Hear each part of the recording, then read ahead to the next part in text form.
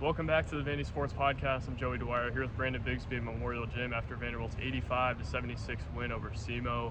Vanderbilt's 2-0 in the Mark Bicentennial tenure, Brandon, and hasn't always been pretty. It certainly wasn't for stretches of today, but they escaped with a win, and I think a lot of times for this program, escaping for a win has been difficult in a game like this against the athletic team who's making shots. SEMO certainly made a lot, and we're going to talk a lot about that and Vanderbilt's defense, but Brandon, maybe the biggest thing today, Vanderbilt escapes. Yeah, and you mentioned something there, Joey. I think that that's probably something that we didn't say a few times last season. You go back to the Presbyterian game. Obviously, there was the USC Upstate and Central Arkansas games that were a little bit tighter than people would have liked them, and they were just barely able to escape those. But I think, again, we've talked about it really all offseason, and we talked about it at the beginning of the season. You want to see progress for this Vanderbilt program in a very weird way. I know there's going to be a lot of worry and angst and probably some negativity from the fan base, considering that SEMO comes in, an OVC opponent, and holds you to 9 in terms of the deficit. But I still think that you could, in a weird way, say today was progress because of that. They were able to find a way to win even when shots weren't falling, when things didn't already look pretty. They had a couple of guys really step up and make an impact, which, I'll be honest, I don't think that's something we could say about this program really a few times in the last few years. Grambling 2 years ago, another really good example of that. So in a weird way, I still think you can say today was progress. It may have not necessarily been a pretty win by any stretch, especially not a win that you want to see right before your toughest non-conference game so far, with Cal coming in on Wednesday. But nevertheless, despite some of the negativity, I do still think there's some positives to lean on to. Yeah, that's the positive, right? Is they won.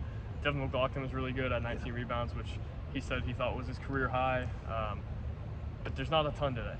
I think you look at it and say, man, it's good they got the win. It's good they were able to move to 2-0 and overcome some poor three-point shooting and some poor defense at times, but also there's poor shooting and poor defense at times. I think I'm a little worried about the three-point shooting. And I know neither of us are like panicked about it, but also you look at it and say AJ Hogarth's a 30% career shooter, MJ Collins a 26% career shooter.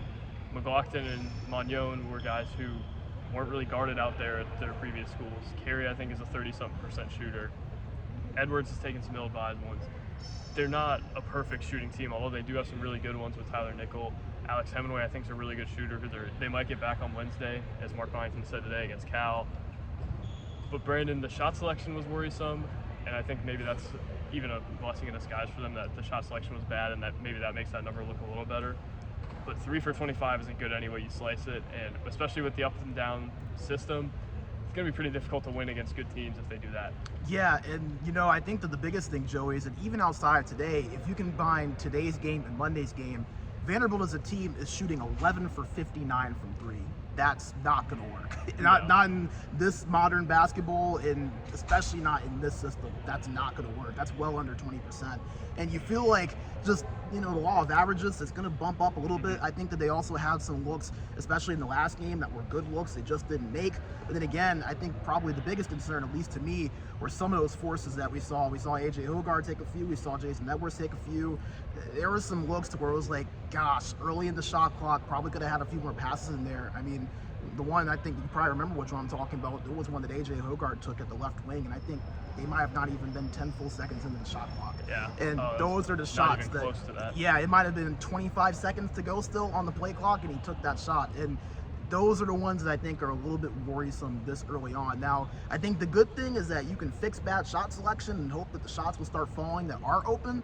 I would rather have it be that than you are getting good shots and you're just not hitting any of them. But I think that it's something that's going to have to be mitigated, especially if this specific system, that up and down system where you're going to take 80 plus shots a game, you're going to have to find some threes, and the threes that you hit have got to be of better quality than what they have been. Yeah, I look at it and say, you see those 2 secret scrimmages they shot it really well in.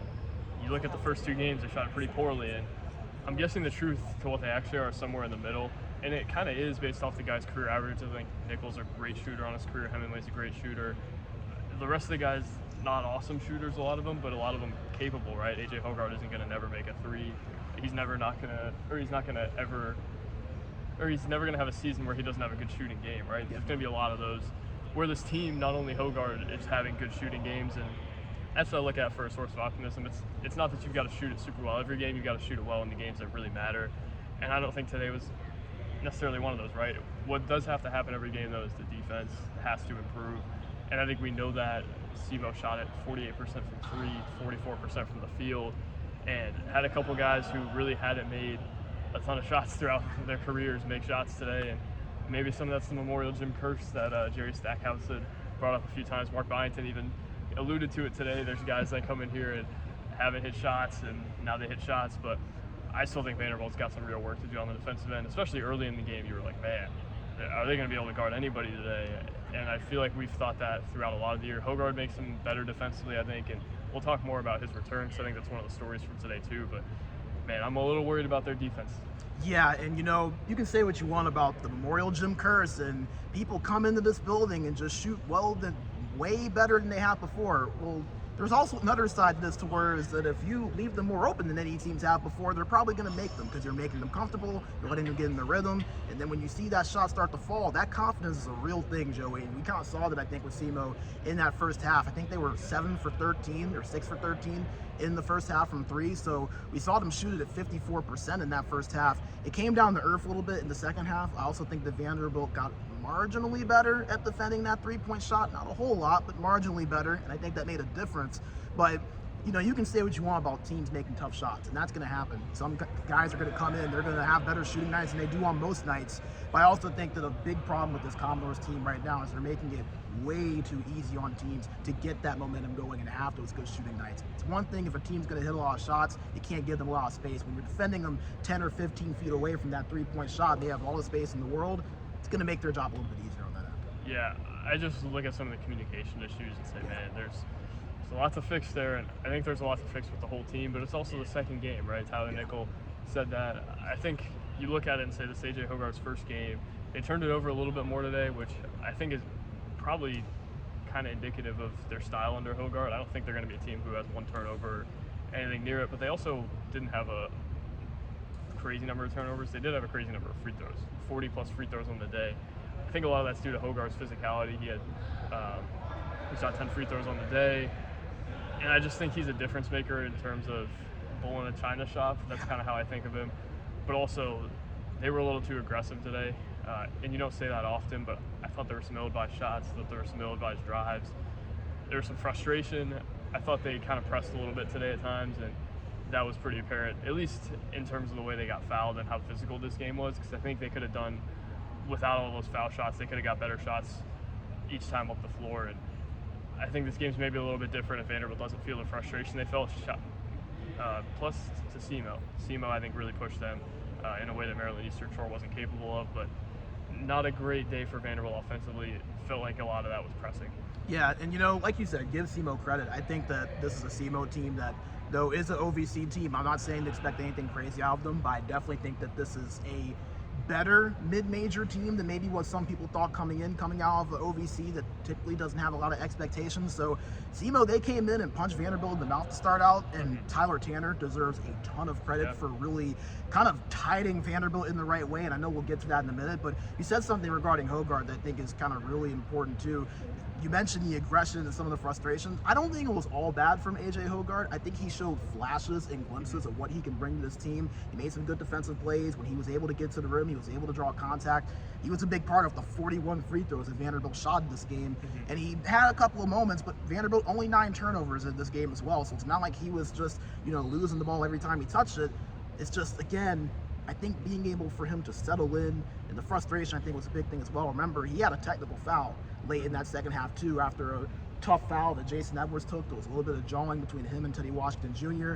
In your first game, that's not really something you ideally want to see, because physicality, that's going to be a very present thing, especially as they continue to go along. So I think you want to see him kind of ringing in some of those things. But also, some of that aggression is what makes AJ Hogard. So sometimes you can live by it and die by it.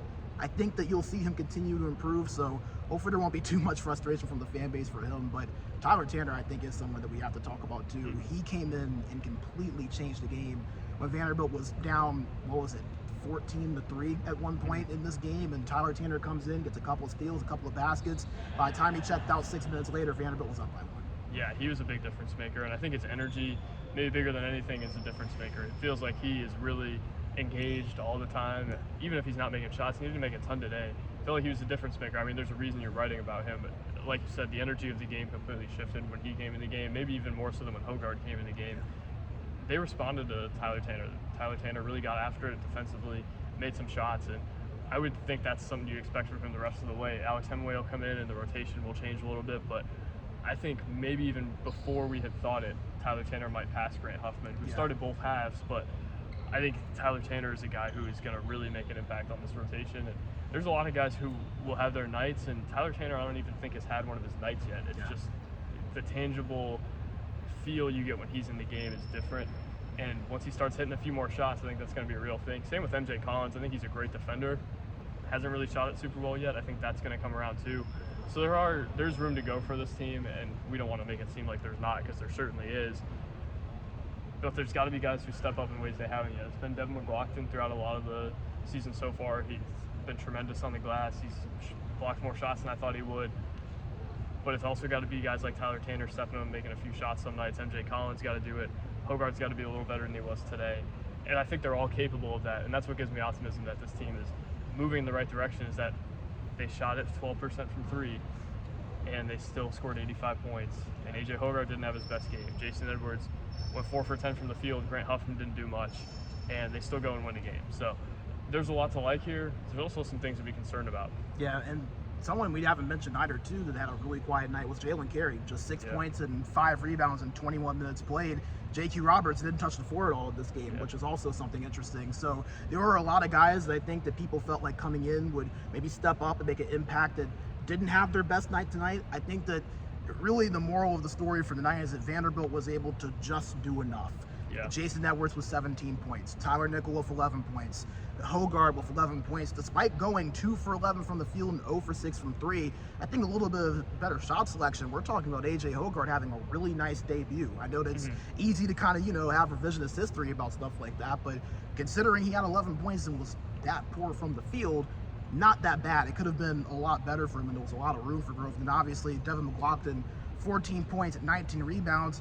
He was just 4 for 9 from the field. So he had some meat that was left on the bone. So as easy as it is to be negative and look at some of the things that went wrong for this Vanderbilt team, a lot of things that definitely need to be fixed, especially considering that now we're getting to a point that over these next couple of weeks, they're going to reach the hardest part of their non-conference schedule with Cal coming up, with the Charleston games coming up. They're going to have to get these things mitigated quickly. But I also think that within some of that bad, you can look at it and say, okay, there's a lot of room to improve, and Vanderbilt was still able to put up 85 points and win by 9 against a tough SEMO team that came in and shot the ball well.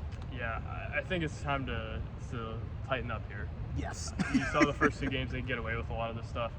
Cal's coming in on Wednesday, and we're not going and saying Cal's Alabama or anything, but that performance like that's not going to beat them. And a performance like Monday might not beat Cal either. They've got a lot of physicality inside. An old friend of Vanderbilt, Lee Dort, is back.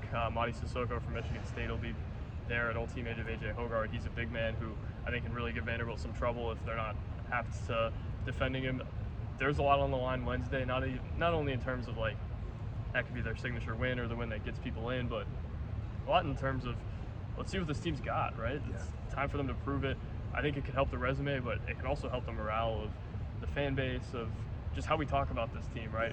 If they go and shoot 40% from 3 and win this game on Wednesday, I think that's a huge positive indicator for this team. But we'll see how it goes, Brandon. The first real big game of the Mark Byington tenure on Wednesday.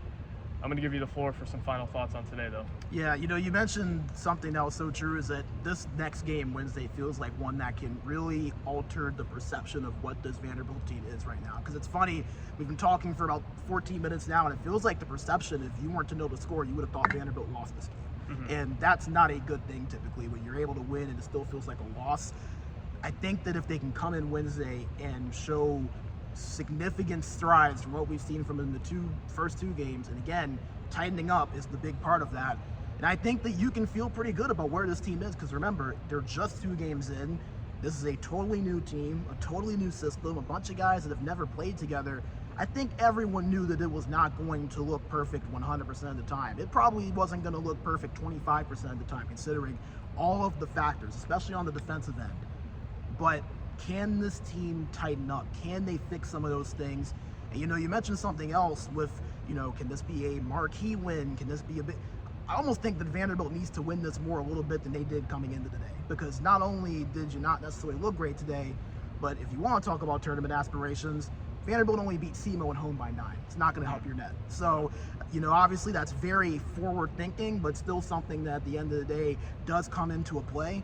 If Vanderbilt can come in, play well, even if they don't get a win, if they can at least look better than what they have these last 2 games and show significant improvement, that I think is a good sign for where this team is headed. But we're gonna have to wait and see, Joey. That's a tough test that they have against Cal. Like you said, not a team that's maybe top 25 in the country, but definitely a team that will be in the conversation somewhat for a bubble spot potentially at the end of the year.